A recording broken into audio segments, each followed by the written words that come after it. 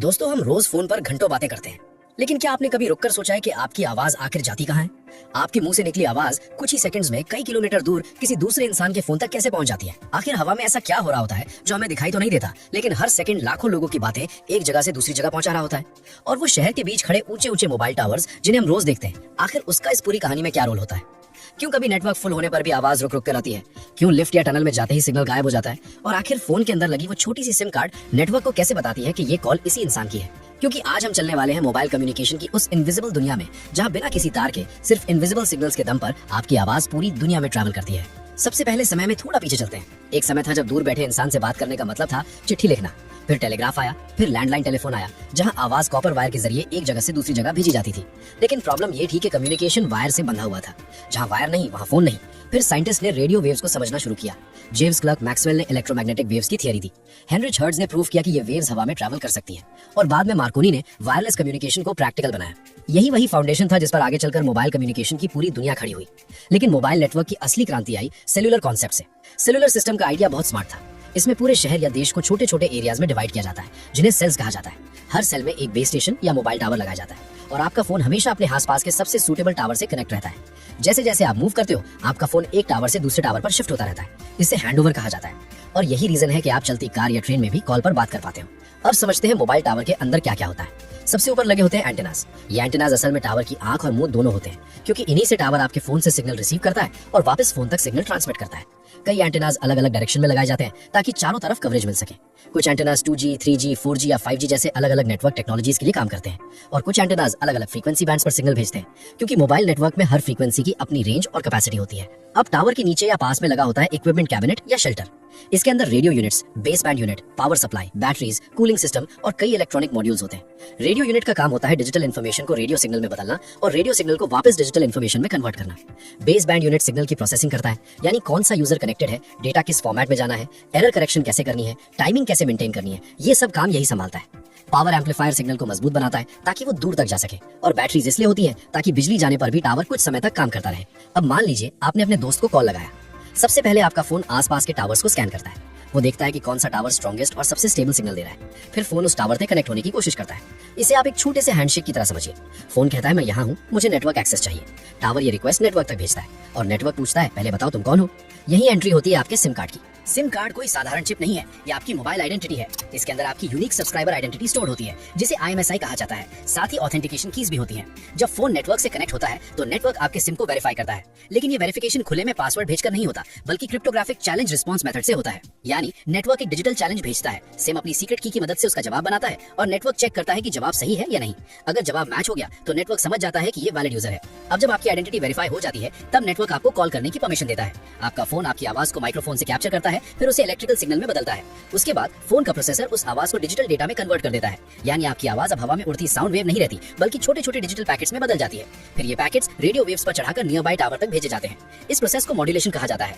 अब टावर इन radio signals को receive करता है, उन्हें डिकोड करता है, फिर ऑपरेटर के कोर नेटवर्क तक भेजता है। कोर नेटवर्क चेक करता है कि जिस नंबर पर आप कॉल कर रहे हैं वो किस ऑपरेटर में है, उसका फोन अभी किस एरिया में रजिस्टर्ड है और वो किस टावर से कनेक्टेड है। फिर नेटवर्क उस यूजर के नियर बाय टावर को मैसेज भेजता है कि इस फोन पर इनकमिंग कॉल अलर्ट भेजो। जैसे ही आपके दोस्त का फोन सिग्नल रिसीव करता है, वो रिंग करने लगता है। तो दोस्तों, अभी तक हमने समझा कि मोबाइल टावर सिर्फ सिग्नल भेजने वाला खंबा नहीं, बल्कि antennas, radio units, processors, power systems और कोर नेटवर्क से जुड़ा एक स्मार्ट कम्युनिकेशन नोड है, जो आपकी आइडेंटिटी वेरीफाई करता है, आपकी आवाज को डिजिटल पैकेट्स में बदलकर आगे भेजता है और सही इंसान तक कॉल पहुंचाने में मदद करता है। लेकिन कहानी अभी बाकी है, क्योंकि अब हम समझेंगे कि सिग्नल बार्स कैसे बनते हैं, सिग्नल कम होने पर कॉल क्यों टूटती है, आवाज कट कट क्यों आती है, छोटे और बड़े टावर्स में क्या फर्क होता है और 4G 5G ने इस पूरी टेक्नोलॉजी को कैसे बदल दिया। सबसे पहले सिग्नल बार्स को समझते हैं। आपके फोन में जो एक बार, दो बार या फुल सिग्नल दिखता है, वो असल में टावर से आने वाले रेडियो सिग्नल की स्ट्रेंथ और क्वालिटी का एक सिंपल इंडिकेटर होता है। फोन लगातार नियर बाय टावर से सिग्नल्स को मेजर करता रहता है। वो देखता है कि कौन सा टावर सबसे स्ट्रॉन्ग है, कि सिग्नल में नॉइज कम है और कौन सा कनेक्शन सबसे स्टेबल रहेगा।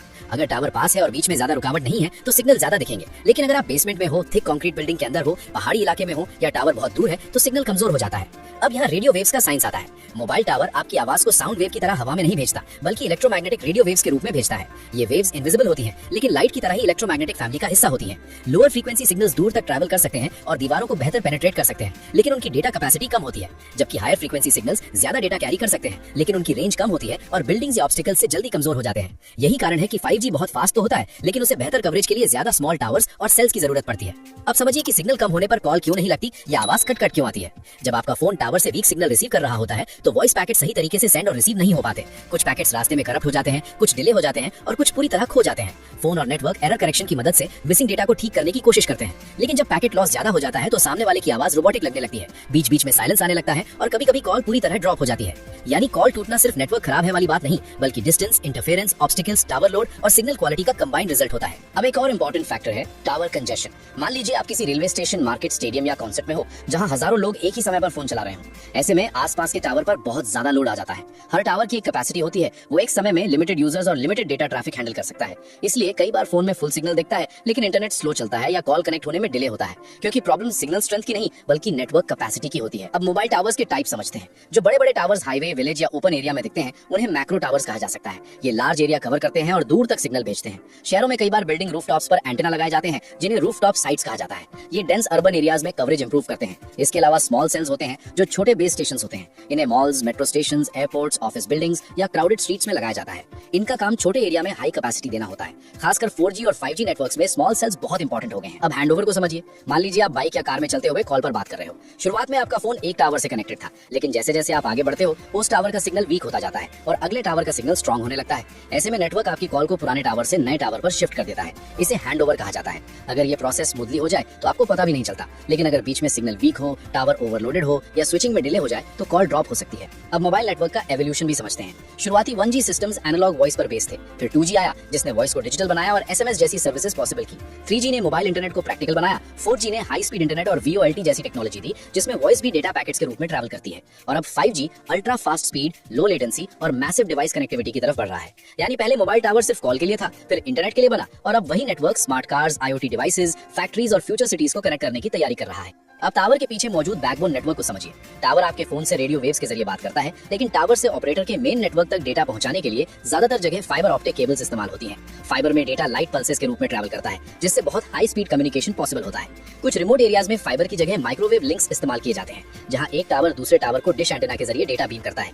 यानी मोबाइल टावर अकेला काम नहीं करता, वो एक विशाल कनेक्टेड नेटवर्क का हिस्सा होता है। तो दोस्तों, अगली बार जब आप फोन उठाकर किसी को कॉल लगाएं और कुछ सेकंड्स में सामने से हेलो सुनाई दे, तो याद रखिएगा कि ये सिर्फ एक बटन दबाने की कहानी नहीं है। इसके पीछे आपका सिम आपकी पहचान वेरीफाई कर रहा होता है, आपका फोन आवाज को डिजिटल पैकेट्स में बदल रहा होता है, near by tower radio waves के जरिए उन पैकेट्स को पकड़ रहा होता है, कोर नेटवर्क सही डेस्टिनेशन खोज रहा होता है और दूसरी तरफ का टावर आपके दोस्त के फोन को अलर्ट कर रहा होता है। यानी मोबाइल टावर सिर्फ एक लोहे का ढांचा नहीं, बल्कि मॉडर्न सिविलाइजेशन का इनविजिबल नर्वस सिस्टम है, जो हर सेकंड करोड़ों लोगों को कनेक्ट कर रहा है। तो अगली बार फोन में सिग्नल बार्स दिखें, उन्हें सिर्फ छोटी लाइंस मत समझिएगा, वो असल में रेडियो वेव्स, इंजीनियरिंग, मैथमेटिक्स और डेकेड्स ऑफ इनोवेशन का सिंबल है। क्योंकि आपकी जेब में रखा फोन अकेला स्मार्ट नहीं है, उसके पीछे खड़ा पूरा मोबाइल नेटवर्क भी उतना ही इंटेलिजेंट है। अगर आपको ये जानकारी पसंद आई हो तो लाइक जरूर करें और बताइए अगली वीडियो किस टॉपिक पर चाहिए, और इस वीडियो को आप किस शहर से देख रहे हैं कमेंट में जरूर बताएं। और ऐसी ही डीप, इंटरेस्टिंग और ज्ञानवर्धक वीडियोस के लिए चैनल को सब्सक्राइब जरूर करें और बेल आइकन दबाना ना भूलें। अब मैं चलता हूं, तब तक आप इन 2 और वीडियो को जरूर देख लीजिए। वीडियो बहुत शानदार है।